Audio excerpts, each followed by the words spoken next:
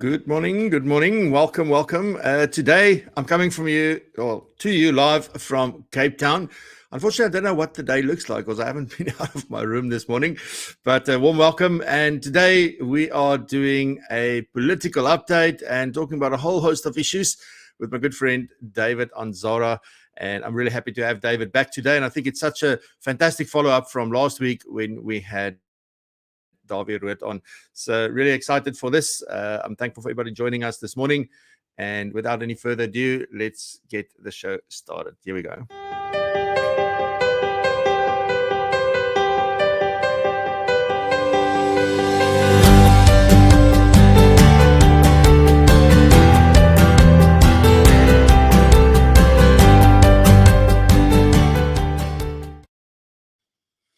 Always interesting when I start the show and then it just speeds up the music. I don't know why this does this. But anyway, ladies and gentlemen, good morning. Good morning. Warm welcome.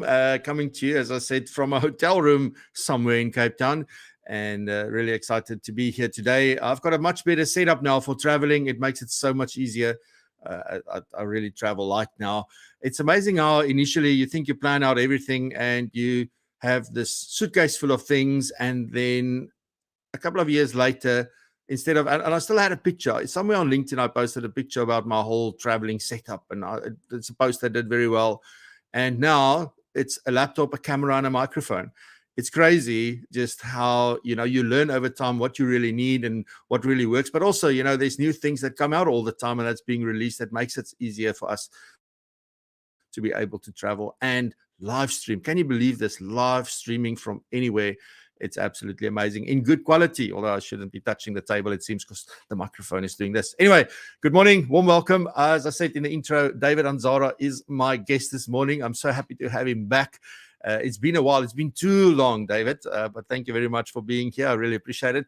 And really excited to get into today. We're going to talk about ANC elective conference. We're going to talk about some changes in David's life that's happening and some new roles and things that he's taking on. And then we're going to delve a little bit deeper into the issues that they are tackling in that role and how that relates back to where we are and why this is so important. So, and obviously you are welcome to ask us questions today. So please do participate in the chat. If you find value, please like this video. It helps quite a bit. And do participate in the chat, connect with your fellow audience members and community members. So please do that. And just excited for today. But David isn't the only one here. We also have Nikki. Nikki is back. Last week, Nikki was so relieved when she didn't have to do the news. She just had to chat. But unfortunately, last night at 10 o'clock, I think she had to go find some news. But that's not how Nikki operates. That's how I operate. Nikki, welcome. And then also Norma is back today. And looking forward to Norma talking about the truth about feeling inadequate, incompetent, and having some self-doubt. So let me say a warm good morning. So we've got Albert in the house first this morning. Good morning, Albert. Nice to see you. Thank you so much for joining us. Got Mr. Kobus Klein from Plet. And good morning, Kobus. So we've got Kuvendra. Good morning. Thanks for saying hi. Rizan, good morning. Neil Phillips, good morning. Nice to see you. You're a Cape Townian. Good morning, Mark. Nice to see you. Thanks for all your help and things to get things organized for the KZN get together. I really appreciate it. Good morning, Mary. Hope you're doing well. Good morning, Harry and Michelle and Mark. Good morning, 4 p.m. in Melbourne, so it's time. Thanks, my friend. Louise, good morning. Het gaan goed. En dan ook Lelani. Goeiemorgen, good morning. Baie nice om jou ook hier te sien. All right, so probably in your car on your way to the office, I would assume. Anyways, ladies and gentlemen, let's get the show started before I take up all the time. Thank you for being here. And this is the news with Nikki and the FBI.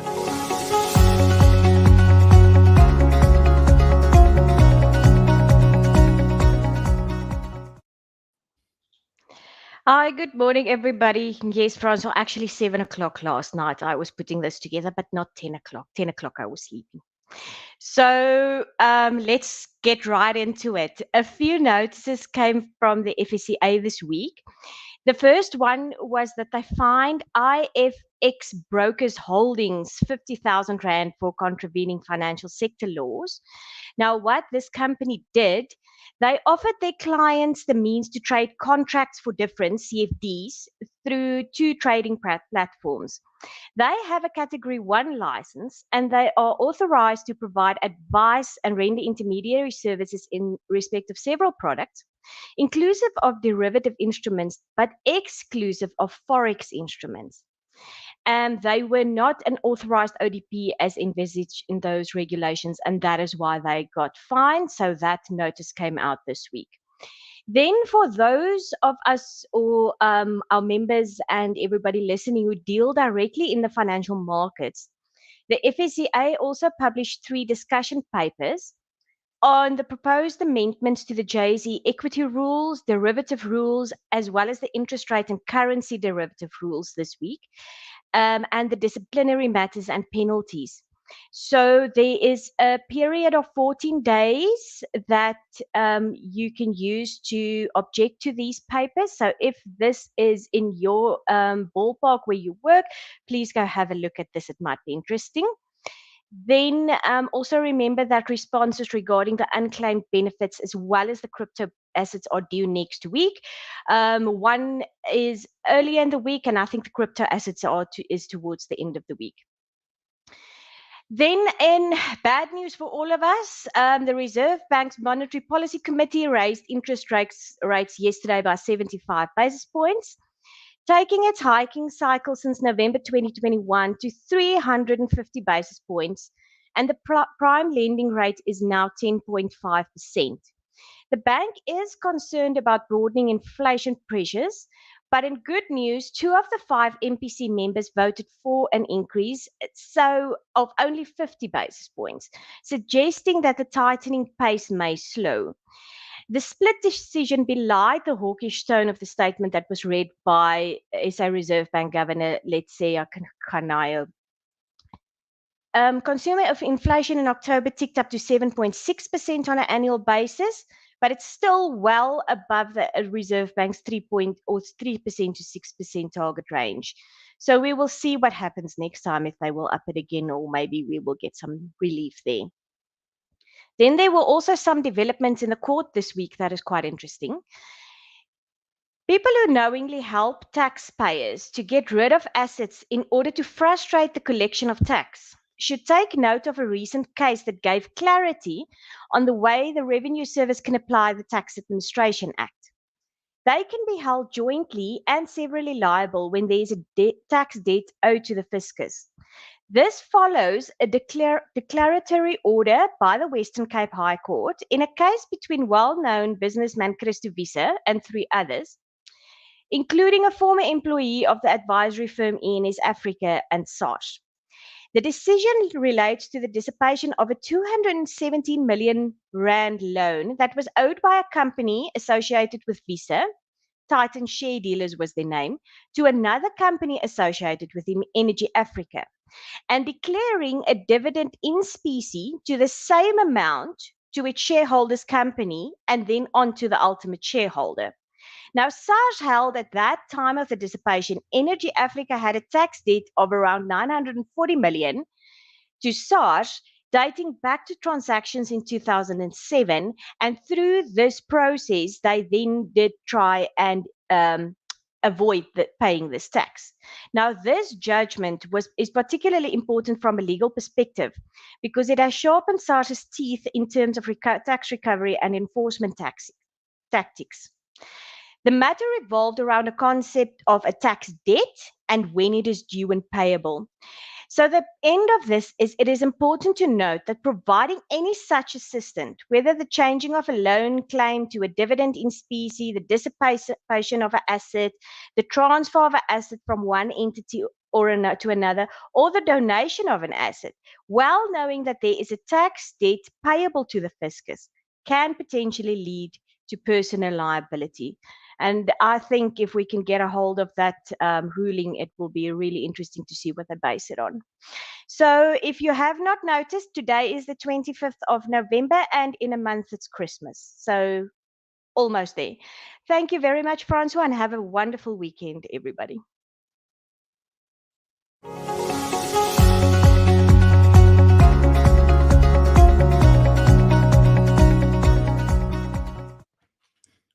Thank you very much, Nikki. And with that, it's time for Norma. And let's head on over to Norma and hear what she has to share with us today.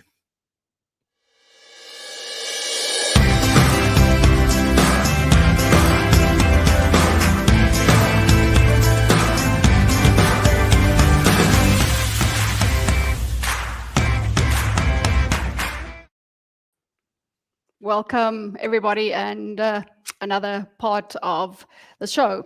So let me tell you about what I want to discuss with you today and share.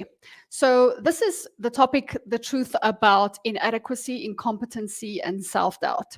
So I think this is something that affects a lot of us, but we don't necessarily talk about it that much. And if you go to and look at information and statistics, between 70 and 80% of people struggle with inadequacy, incompetency, and doubting themselves, either on a consistent basis or periodically. So if you go and look at information out there, they use these three feelings and they group it together and they call it imposter syndrome. So imposter syndrome isn't necessarily a syndrome, it's just a way of thinking or a pattern of thinking. So and it affects actually a lot of people. It doesn't really, it affects those that are in actual fact very competent, very knowledgeable. Michelle Obama even spoke about her feelings of inadequacy, periodically. So this imposter syndrome just really comes down to people feeling like they're a fake, like they shouldn't be in the position they're in, and that they're going to be found out or they're going to be exposed at some point. So this is really not a great feeling. And I mean, if we have these feelings in our businesses and in our careers, you can just imagine the results that we're creating, working from that place.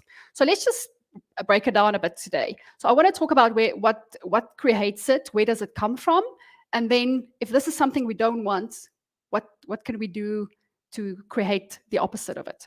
So where does it come from? As you know, as I've spoken about many times, is our emotions is created by our thinking. So it's not something external, it's not something out there that just happens to us, it's our thinking that creates these feelings. So if I feel inadequate or incompetent, it must mean that I am telling myself something like, I shouldn't be here, I don't know enough, I don't have enough experience, those sort of thoughts. Now, on the other hand, sensations comes from our external environment. So if I, for instance, feel cold, it's because I maybe stepped outside, I felt the cold on my body, on my skin, and then that message went to my brain saying, go back into the house or go put something warm on. Or an example of, I feel physically hungry, and then a message is sent to my brain saying, you should go eat. So you can see the difference. The one is caused by the external environment, where the other one is caused by our thinking. We mistakenly think sometimes that how we feel comes from our environment. So if I feel inadequate or incompetent in my business or in my job, it's because of my boss that doesn't believe in me, or a co-worker, or a project that maybe failed. And then I make it mean, I'm incompetent, I don't know what I'm doing. So we should distinguish between the two, that emotions doesn't come from the outside world, it's all my thinking. So if this incompetence isn't something that we want to feel on a regular basis, what can we create instead? So I recommend, and what works well for me is change it into confidence, self-confidence, feeling proud, feeling committed, determined. Those are the type of feelings that really create me to go and take action in a positive way. Because if I keep doing and working in my business from that incompetence or inadequate, I'm not going to get the results that I want. So the same way that we create these feelings of incompetence, we can use the same process and create the stuff that we do want, like the confidence and the commitment. So just a reminder then, just to close off with, is that when we say we feel incompetent, it's like we are just reporting the news, that we think it's just a fact of life. But I think what we can rather then do is just go and assess and pull the situation apart.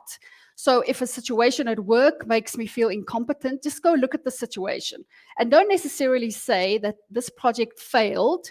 Maybe go and take the result of the project. So this project gave me X result. And then go further and just be curious, asking myself, okay, what went well in this project? What didn't go well? And what can I do differently? So that is an opportunity for me to grow and to learn more instead of unnecessarily just breaking myself down and just calling it I'm incompetent.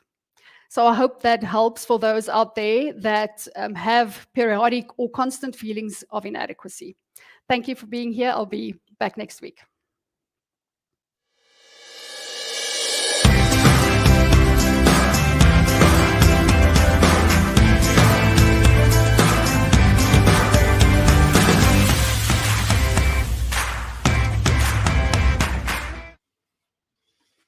Thank you very much, Norma. So insightful. All right. So there we go. I can even do this now with my new set. I play the proper music and have full control. It's amazing. It's amazing. It's amazing. Anyway, small things amuse the small minds, I guess. So some announcements just quickly before I get to speak to David. And the first thing is that we created, I don't know if you've noticed, but WhatsApp has been rolling out some phenomenal new features, and as always we jump on them if we find that they may be very valuable to you, and for us to communicate with you and for you to communicate with us, give us feedback, etc. So there's quite a few things that WhatsApp has rolled out recently, and one of the big things is that they rolled out a community feature which we are definitely taking full advantage of. So instead of you being on a broadcast list and receiving things or not receiving things or not having an option to opt in and out, we now change that completely. So now you can join the free WhatsApp community. It's completely free. It's there. We've got different groups that are linked to that community, so you can choose what you want to hear. So we usually do announcements about the upcoming episodes, the shows, send the links, do those kind of things, and then also our events, and then some news if there's things that you need to know about. So do go, and if you want to connect or join this WhatsApp list, was what we are doing. I'm completely discontinuing the use of the broadcast list that I've used since, that I did episodes on this way back in Virtual Coffee with Francois. So for now, if you want to join, you can just go to propulsion.co.za/WhatsApp. You have full control, so you can join, you can leave at any time, and also it's only the admins that can post on this group. So you are not going to get a load of see, there we go, some technical difficulty. Let's try again.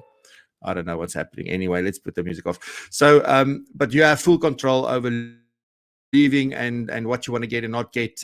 You've got full control about joining. So please do, if you're not on there yet, we are discontinuing the use of broadcast lists at the end of November, so we won't be communicating via that anymore. So we want to give you more control and be able to get more messages that you're more interested in than you did in the past. So the link is on the screen, propulsion.co.za/WhatsApp. I'll put it in the description on the YouTube video as well, and you will be able to join there. So I'm going to leave it a little bit on the screen while I do the next announcement. So the next announcement is that I have been speaking to Edge Growth, or Edge Growth have been speaking with us, and they do a mentorship program that is sponsored by Liberty for specifically Black-owned IFA practices or businesses. So you have to be in business already and been going. Then there's an opportunity to join this 9-month mentorship program. They do phenomenal work. I've presented sessions as part of that as well in the past. So it's really something to, if you are in practice for yourself, you're a Black-owned FSP, and you want to take things to the next level, there's things that maybe you struggle with, maybe there's little things that you feel is holding you back, then this is a very good thing to look at. Now, I will share the details, or if you are interested, get in contact with me and let me know, and we can definitely put you in touch with Deborah and the team over at Edge Growth so that they can give you more information. I will have Deborah on next week. I hope. I was actually supposed to get her on this week. I didn't, but to get her on and speak a little bit about this so that you get more information. But wait, if you are interested in this or you know somebody that can benefit from a mentorship program like this, please get in touch with them and with me and put us in touch so I can put them in touch with the guys over at Edge Growth. It is a completely, even though Liberty is sponsoring, it's not a Liberty thing. They just pay for it. So it's a proper mentorship program with outside people doing the mentoring, experienced people doing the mentoring. So definitely something to take advantage of if you fit the bill. Alrighty, so that's basically that, I think, for announcements. This coming Tuesday, the 29th, I believe, we have our very last CPD session for the year. I'm going to talk about 7 focus areas for your business for next year. It might be 9, I don't know, like there might be a couple that I'm throwing in there. I've had phenomenal conversations here in Cape Town just yesterday. I just came here yesterday. So definitely something that you don't want to miss. It's exclusively for PROpulsion Pro members. So if you want in, go check out PROpulsion Pro and join, become a member. It's 350 Rand a month, packed with value. Like I just listen to the feedback and what people are saying about it and how valuable it is for them. And it really is a humbling thing to hear, because, like, you know, we try and do this to help take the profession forward, to help you build a better business, to help you just, you know, take your freedom back, basically. If you feel you're stuck in your business, or your business owns you and you don't own your business, you know, we do loads of things. And it's not just the things we do, it's the people in PROpulsion Pro that makes it so special. Like, I will go to war with each and every single one of them. So definitely something that you do want to consider, at the very least, to see if you want to be part of something like that, if you are of the same fabric, I may say. Alrighty, so ladies and gentlemen, with that, I'm going to head on over to get David on the show. Finally, I'm really excited to speak to him. But first, before I chat to him, we need to play the intro.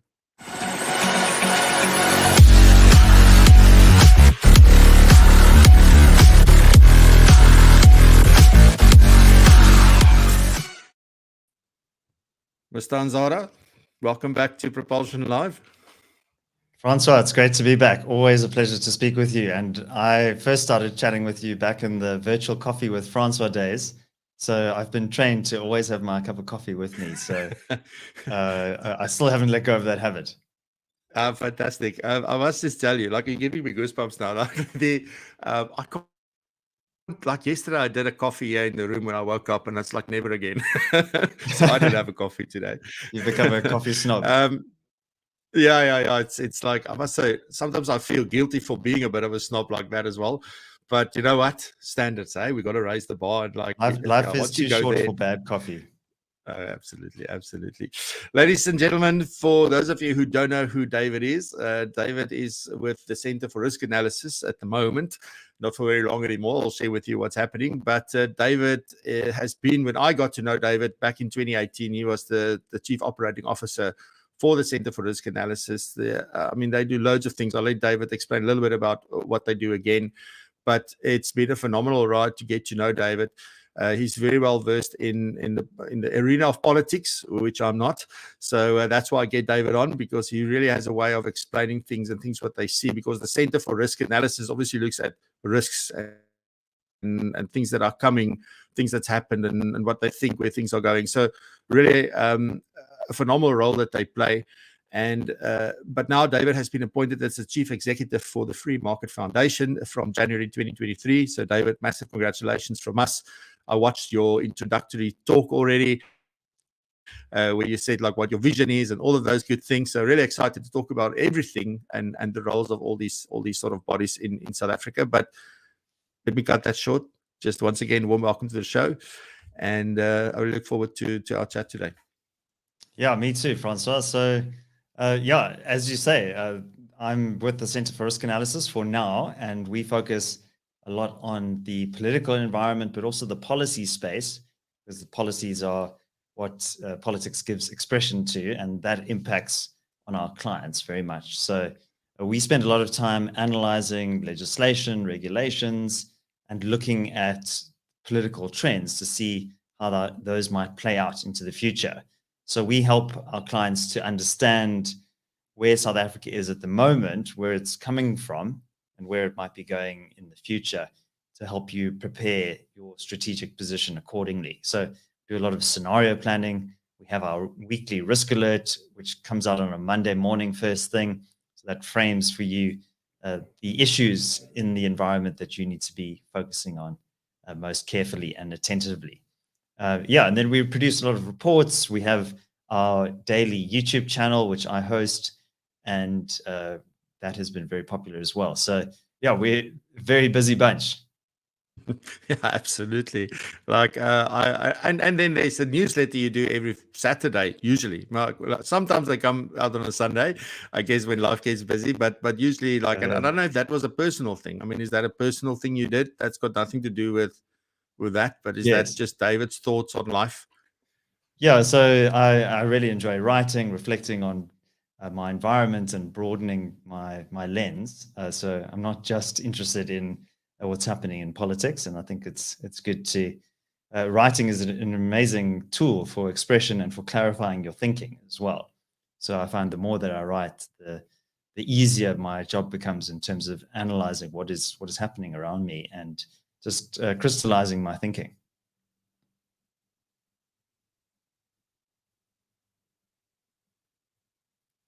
Sorry, Francois, I'm actually losing you there. I don't know if you're on mute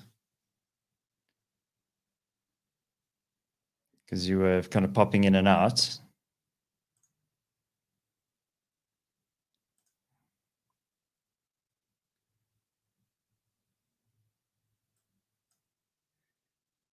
try again. There we go. Sorry.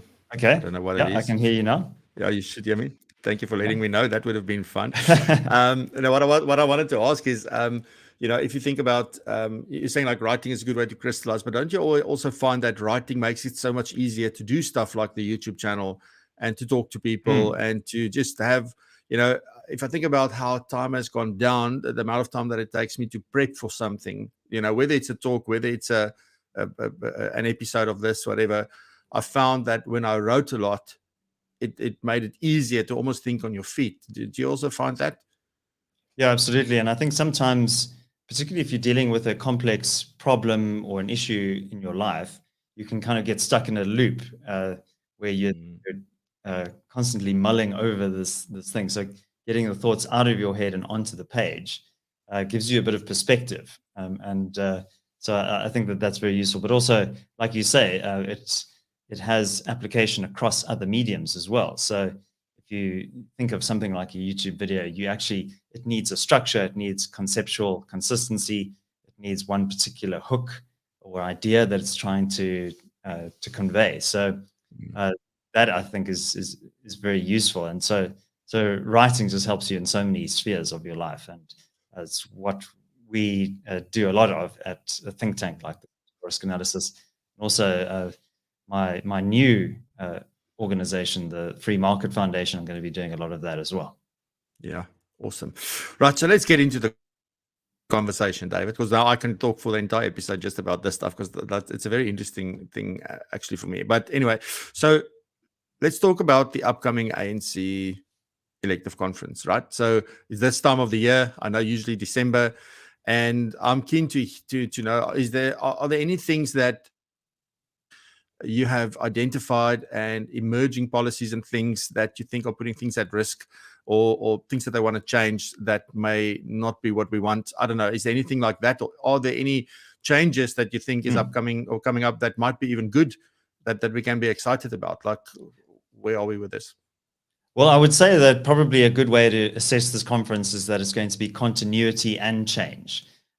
So look, we at the CRA are often contrarians, and we go against the grain many times.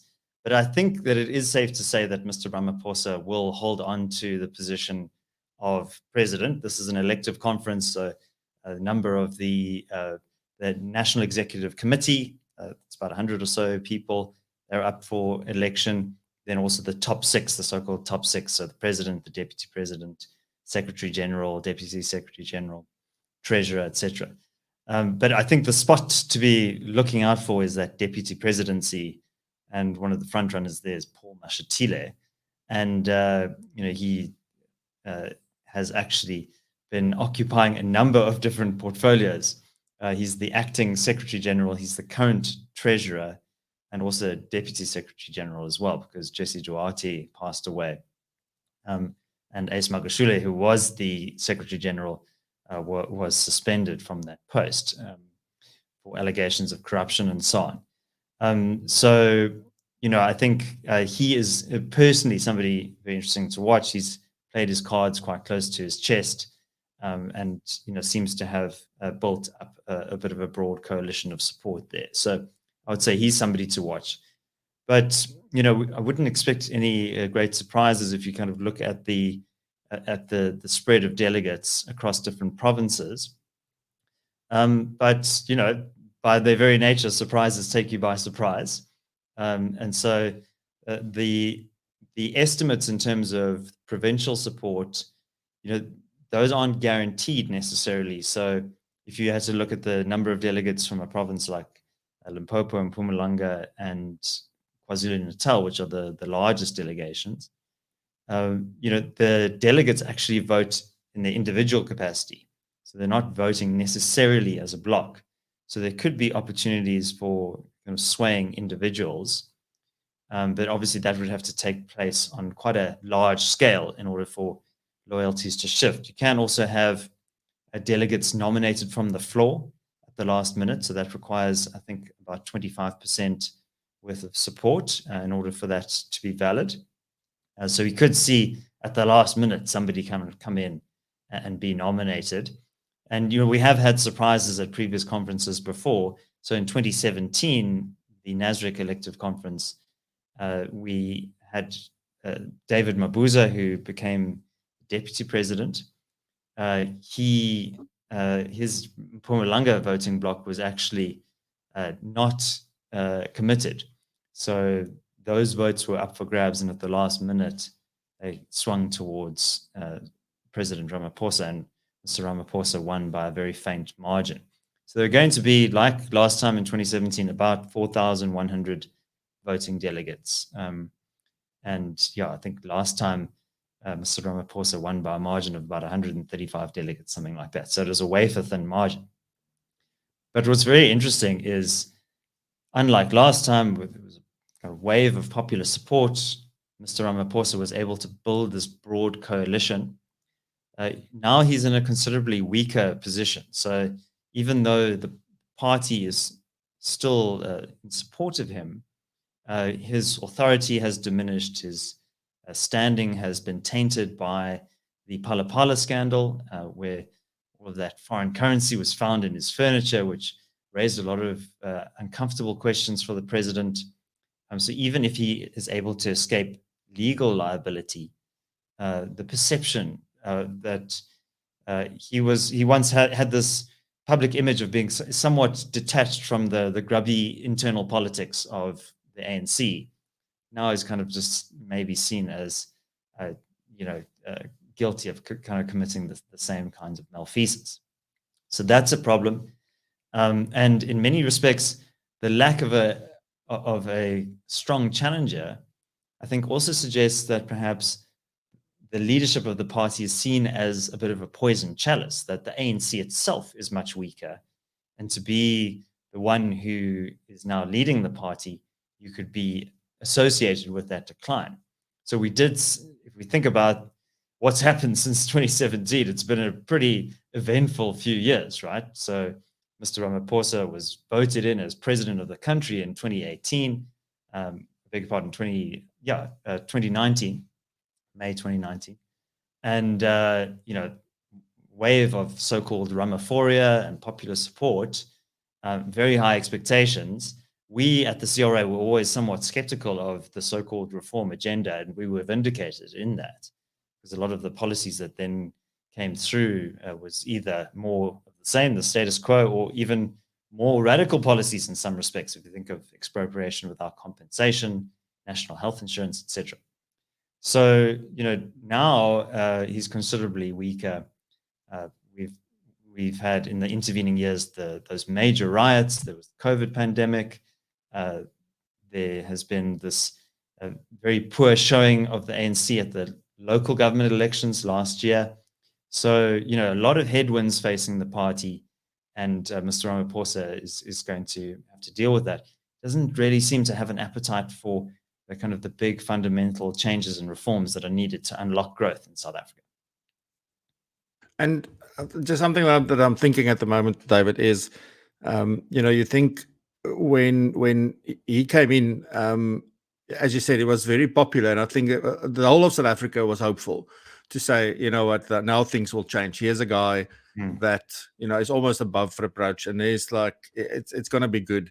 And you know, and there were people that thought he handled the COVID thing well, and there's people that think he didn't. And then there's all these little things, as you say, that now crops up and saying, you know what, it's not helping. I'm trying to remember the year. It's probably been like, I mean, nobody can luckily fact check me, but I know I was at a session. I was about 2009, 2010, 2011, somewhere there. Justice Malala was speaking at this conference that I was at. And he said at the time that by 2024, the ANC will no longer be in control. So they will never be the ruling, no longer be the ruling party. We're 2024. It's 2 years from now, right? and there's a lot of people saying the same thing. Now, do you believe that that's going to happen? Number one. And then number two is this whole thing around being able to form coalitions. You know, what do we want to happen? Do you want the ANC to go out of, you know, not be the ruling party, or is it better the devil you know than the one you don't? Like, I don't know. Do you have a view on that?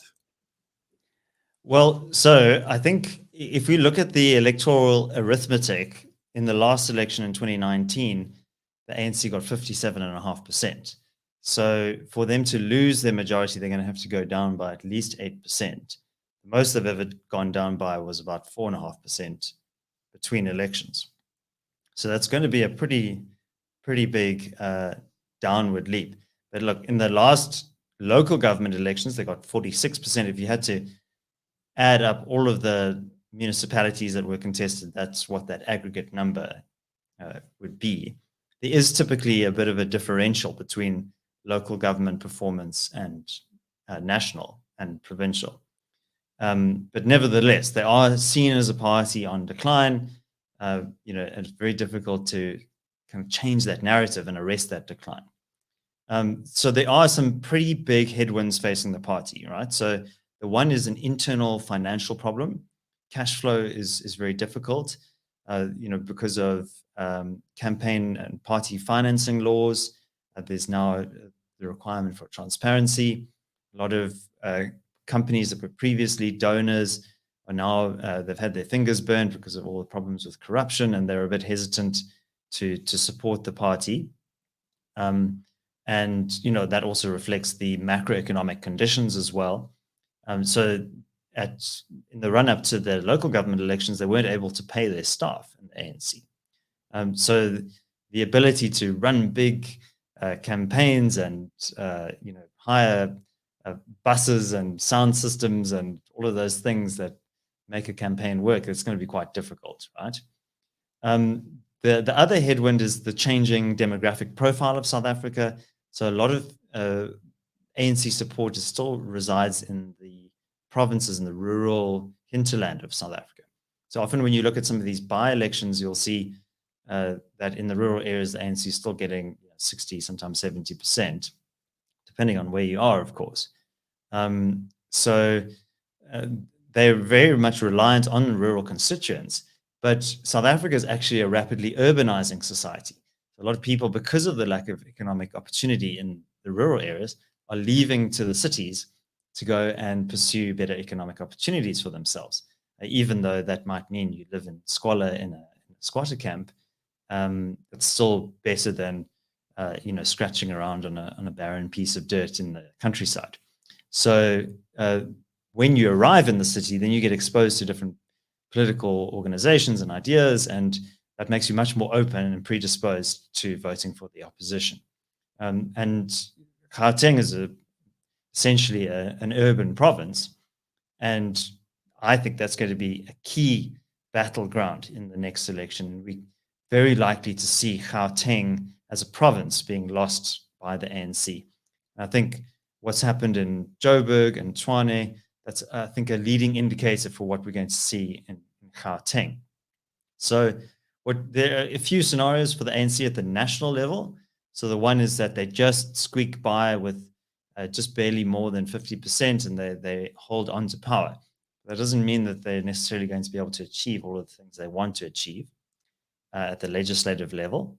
The other is that they just go below 50%, and they manage to persuade a small party, like a one-seat party like Al Jamar or someone like that.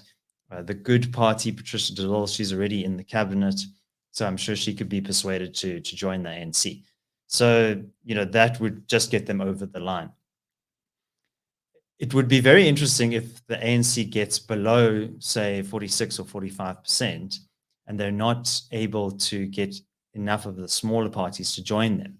Then you might see them going towards the EFF, for example, which would be a real downside scenario for South Africa. I don't think I have to describe what that would mean, but it would mean more socialist policies, a real risk to property rights.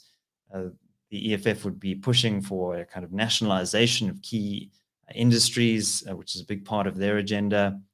So I think that would be a real downside risk for South Africa. There's another coalition scenario, which is that in order to avert this, the ANC might go to the DA and say, hey, can you help us to form a majority, almost like a kind of a grand coalition, like what we saw in Germany, for example, between the Social Democrats and the Christian Democrats. So really, I would say that everything is on the table. We don't have a crystal ball at the CRA. We do scenarios to help us think about different eventualities. I'm not going to be doing forecasts or predictions like Mr. Malala. But because, the problem with forecasts is that it weds you to one particular view of the future. But I think it is safe to say that the ANC is on decline, and what the future could look like, maybe not necessarily in 2024, but throughout the 2020s, is that we actually see the ANC becoming more of a normal party, maybe sitting at around 40-30% or so. And a coalition future, I think, is guaranteed at some point in South Africa, just because of the nature of our political system. Our proportional representation system means that, parties and different interests tend to disaggregate and coalesce around these different ideas or groupings. So we're definitely looking at a coalition future, if not at the national level, then very much so at the provincial level, and definitely into the future. Cool. Then, David, I want to talk about your new role, because there's a lot of intertwined, sort of things, I think, that the Free Market Foundation, that you want to drive, and your vision for that. So first off, what is the Free Market Foundation that you are now becoming the chief executive of from, I think it's the 1st of January next year? Yeah, that's correct. 1 January, I'll be starting. Well, 3rd of January, which is the first working day of the year. But the Free Market Foundation is a think tank, so it engages in policy advocacy. It's been around for nearly half a century, 47 years. It was founded 47 years ago. And it essentially promotes economic liberalism. So the classical liberal idea of free markets, free exchange. So individuals who are empowered, sovereign individuals who are free to exercise their economic agency by freely trading with one another, having their assets and their incomes protected. And part of that is around minimal government. So reducing the levels of government interference. So minimal government means very light touch regulation, means that essentially what you're trying to achieve is creating conditions for people to come up with business ideas, products, services, and let the market determine through that process of price discovery and supply and demand, rather than the state determining what should be the objective of the economy.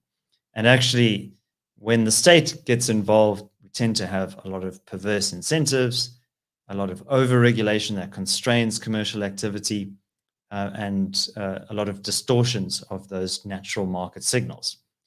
So that's broadly our agenda. Big part of that is property rights. So you need to know that your assets are going to be safe, that you have security of tenure, that your land or your factory or your incorporeal assets, your kind of intangible assets like your your pension fund, for example, that those are protected by law. And a big part of that as well is the rule of law. So that the rule of law is an idea that people, regardless of their power or position in society, must abide by the same laws as everyone else. So whether you're the president in the union buildings or the lady who sweeps the floor of the union buildings, you have the same rights, you have the same obligations and duties. So that kind of constitutional framework of rights protects everyone in society. So the Free Market Foundation has the Rule of Law Project. So our chairman, Rex van Schalkwyk, he is a former judge. He chairs that group, the Rule of Law Board. And so we act as a watchdog as well to make sure that the rule of law is being abided by, that there are no special exceptions or exemptions for those who have more power than or wealth than other people. So yeah, those are some of the kind of core principles. I mentioned property rights, and so we're not just an abstract think tank that is debating the philosophy of property rights. We put it into practice. So the FMF has facilitated through its Kai Alam project the transfer of nearly 10,000 title deeds to the poor and disadvantaged. So many poor people, mostly Black South Africans, they would live in a home, and maybe they've been in that home for many generations, but they don't actually have legal title, legal right saying that this is my home that I lawfully own. So part of that, what we do is we help to facilitate an application to the deeds office through the municipality, and we make sure that those individuals get those legal documents. And so we have, it's almost like a CSI initiative. That's a big part of the work that we do. So that gives expression to our idea around the importance of property rights. Yeah. And I see Neil is asking quite an interesting question, saying that, does government listen to the FMF? Like what sway do you have and what input? And is there like some examples or things maybe that you can share about things that have actually originated from there and that has had an impact on how things work at the moment, or things that you've changed? Yeah, that's a very interesting question. I mean, look, often government doesn't listen because it has a very different set of ideas and principles that govern its behavior, right? So I think that this is something that I raised in my speech that you mentioned, which I can share the link with you if you like. But essentially what we're dealing with here is a contestation of ideas. And I see the FMF as a participant in the battle of ideas. And that means that we're going to advance policies or ideas that are not necessarily going to be implemented by the government. We want to put pressure on them to do so. So if you think of a big part of our agenda is privatization, we feel that private organizations are often better at running complex organizations. They respond to market dynamics much more effectively. So if you think of South African Airways, that was an entity that was just sucking up billions and billions worth of rands of taxpayer money. But it all kind of got squandered and misappropriated. But eventually, when the entity had almost completely collapsed, then it was kind of unbundled and privatized. And the same with liberalization of the energy framework in South Africa. After years of rolling blackouts and electricity crises, finally it was acknowledged, okay, well, now we need to introduce private energy supply through IPPs, independent power producers, and we'll limit that, the government says, to 100 megawatts. And then when the crisis continues, then it's like, okay, well, we'll lift the cap on the private generation. So these two examples illustrate that there's a fundamental reluctance to embrace market economics from the government, but only when there is a severe crisis will they eventually concede. But it's not a wholehearted embrace of markets. It's like a reluctant concession to privatization.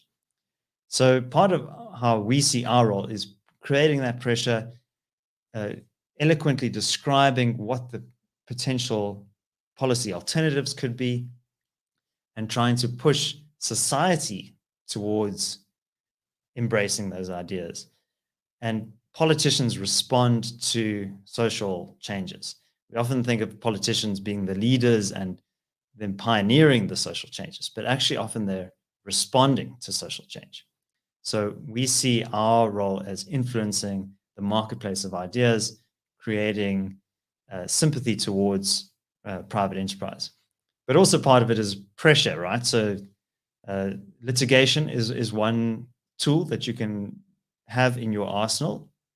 So you can take the government to court, which we, for example, we believe very much in the rights of street traders. And often these street traders are harassed or intimidated by local metro cops or officials. And so what we did is we took the government to court during an episode where a lot of these traders were being forced to off of the sidewalks and so on. And we actually won some concessions there. So when it comes to, for example, expropriation without compensation, we see that EWC bill that's coming through, the expropriation bill, when that gets passed, that could be something that we might seek to challenge in the court of law. And I'm sure many other civil society organizations will be seeking to do the same. Good stuff. And then there's a question from Kobus, which I'll get to at the end because it's a little bit unrelated. I think it relates more to our first conversation. Kobus, I'll get to that question now. But I mean, just maybe a bit of background on the FMF, David. How long have they been around? And also, I know this is about, if I listen to you, I get this idea that it's about fighting for economic freedom.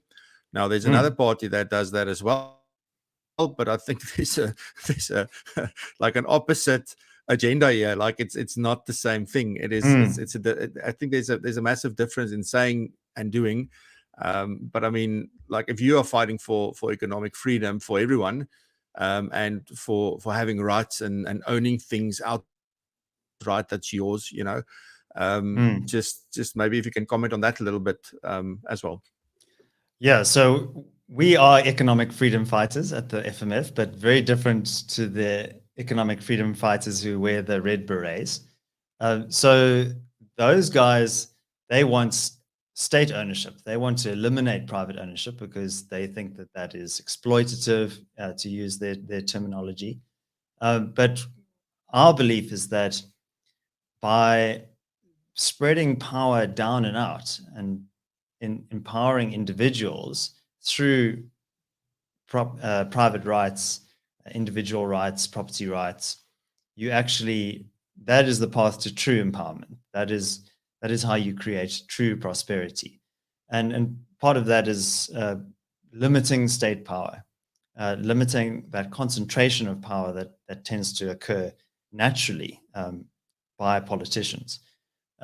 So I think when we talk about the economic freedom fighters, the red berets, they fight economic freedom like firefighters fight fire. They're actually opposed to economic freedom. And so that is why we see ourselves almost as the antithesis of an organization like that.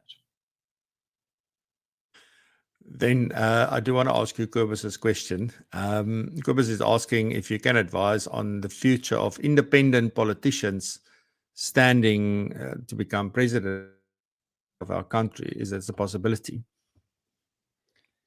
So someone that does not come from the ANC, they an independent, yeah. Yeah, well, firstly, I'm very jealous of Kobus down in Plettenberg Bay. I wish I could go and join him because I'd go for a run on the beach there. So look, our electoral system is mandated by the Constitution that we need to have a proportional representation system. In general, the Constitution says. So there is an electoral amendment bill, which is very controversial, which is trying to give effect to a constitutional court judgment, which said that we do need to make allowance for individuals to be on the ballot. But you don't want to disrupt that proportionality, that basic principle. So this electoral bill is is trying to do both of those things at once. And in my view, there are potential risks there because there are problems with the allocation of the seats. It's quite technical, but essentially what you could have is, say that you have somebody who's very popular, everybody loves him, someone like Francois, for example. And if you consider that on average about 40,000 votes go towards each parliamentary seat. So, you know, if you think of the ANC or the DA or whatever party, however many MPs they have, you can roughly allocate that is equivalent of about 40,000 votes. So say if Francois gets 40,000 votes under this new framework, he would get his one seat in parliament. However, because Francois is so popular and he gets 400,000 votes, what happens to those other like 9 seats? They basically disappear because there's only one Francois. He can only take up one seat in parliament. So those then get reallocated to the other parties. And the problem there is that what you could have is a party like the ANC getting less than 50% of the votes, but more than 50% of the seats. So that really disrupts the proportionality rule. So there is a huge contradiction in that electoral amendment bill, which nobody really seems to be able to work out. But the Constitutional Court has mandated that these changes must happen. So now we're in a race against time in the build up to 2024. And, you know, the IEC, the Electoral Commission, will actually have to implement its new system well before the actual election date. You know, they need to update their systems and all that stuff. So we're really running out of time. And I think that that's going to be quite a Gordian knot to cut. Yeah.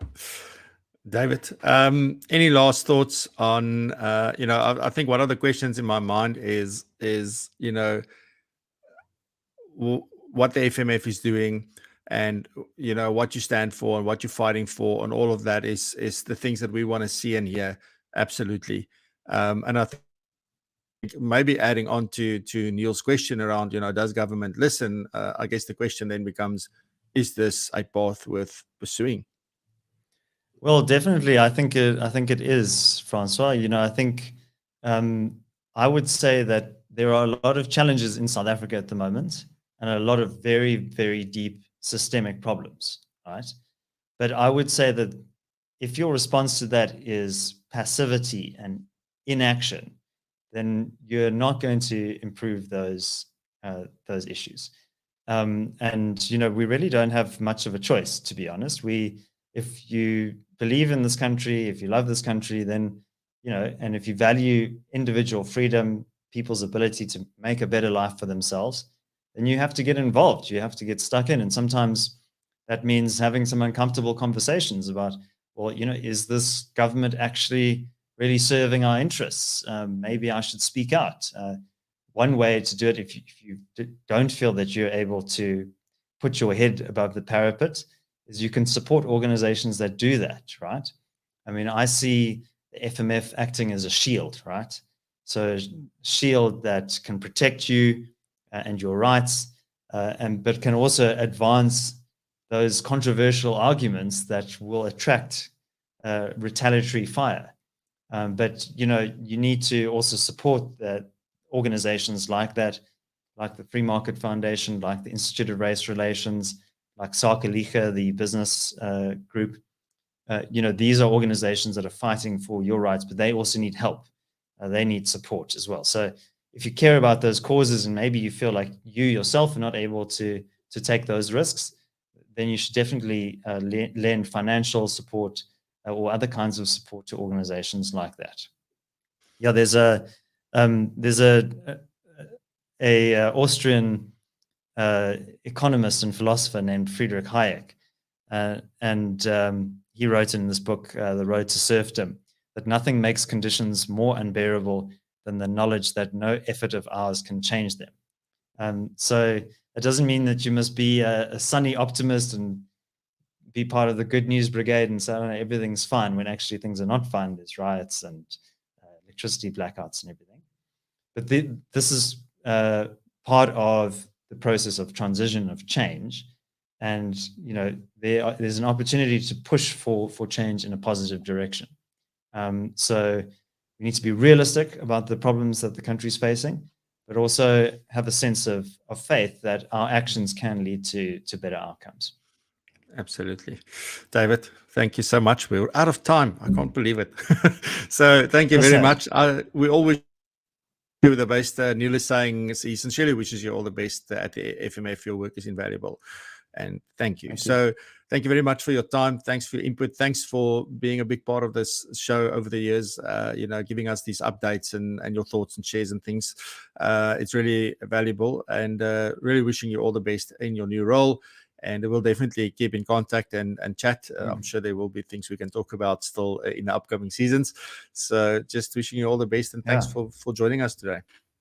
Well, thank you, Francois. And I also just want to say thank you so much for not only having me on the show, but just for creating this platform. I think you've done an amazing amount for the profession, and you've created a real community. And I think this is an example of how individuals actually can create communities of action.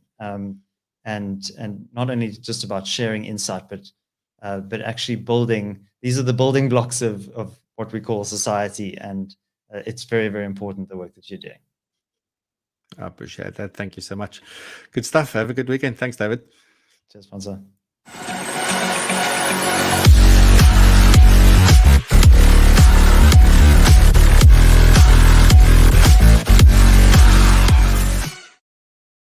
Alrighty, so we'll be back next week. I don't know yet. I don't have a guest. I'll probably be my own guest next week, but I will be broadcasting live from Blouberg, somewhere in Blouberg. And hopefully I'm going to be able to. I've always wanted to do like a live stream with a fantastic, amazing, making you jealous kind of background. I haven't done that yet, so I'm going to try my best for next week.